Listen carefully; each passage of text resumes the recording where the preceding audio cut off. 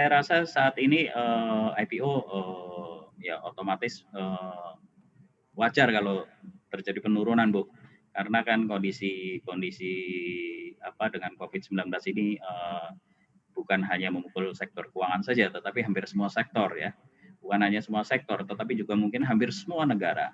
Jadi perlu kita pahami juga bersama bahwa apabila terjadi penurunan dari jumlah jumlah calon emiten yang akan melakukan IPO itu hal yang sangat wajar sekali.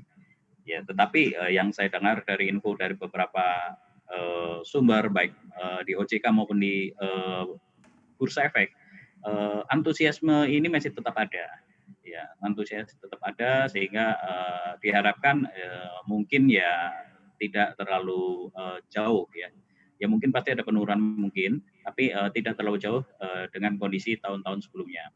Mungkin yang menjadi sedikit perbedaan adalah untuk kondisi saat ini memang hampir rata-rata perusahaan yang melakukan IPO ini jumlah nilai emisinya mungkin tidak sebesar daripada yang tahun-tahun sebelumnya. Lalu sektor apa yang paling banyak IPO di tahun 2020 ini, Pak? Sejauh ini? Ya, kalau sektor kan pasti akan ini Bu, karena sangat terdiferensiasi ya kan. Tapi menurut saya kondisinya adalah mungkin lebih banyak ke level-level perusahaan menengah ke bawah ya. Skalanya tidak sebesar daripada daripada yang tahun-tahun lalu.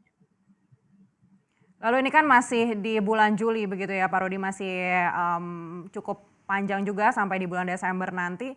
Lalu seperti apa strategi yang disiapkan oleh anggota bursa atau perusahaan-perusahaan sekuritas untuk dapat bertahan di tengah tekanan COVID-19 ini, karena belum jelas juga kurvanya akan melandai kapan? Ya, saya rasa baik kita anggota bursa di industri pasar modal ini dan beberapa stakeholder baik Bursa Efek, OJK dan lain-lainnya itu pasti harus istilahnya menyiapkan beberapa strategi yang dapat untuk mengantisipasi terkait dengan apabila terjadi kondisi perpanjangan dari COVID-19 ini. Ya. Misalnya contoh ya Bu ya, mungkin dengan kemarin seperti PSBB kan, ternyata membuktikan bahwa sebetulnya perusahaan efek juga dapat melakukan kegiatan aktivitas operasionalnya melalui di rumah masing-masing. Ya. Sehingga ini mungkin juga bisa menjadi bisa menjadi efisiensi buat dari perusahaan efek ya, terkait tadi biaya operasional kantor dan lain-lainnya ya kan, sehingga bisa menjadi salah satu alternatif dan buat perusahaan efek untuk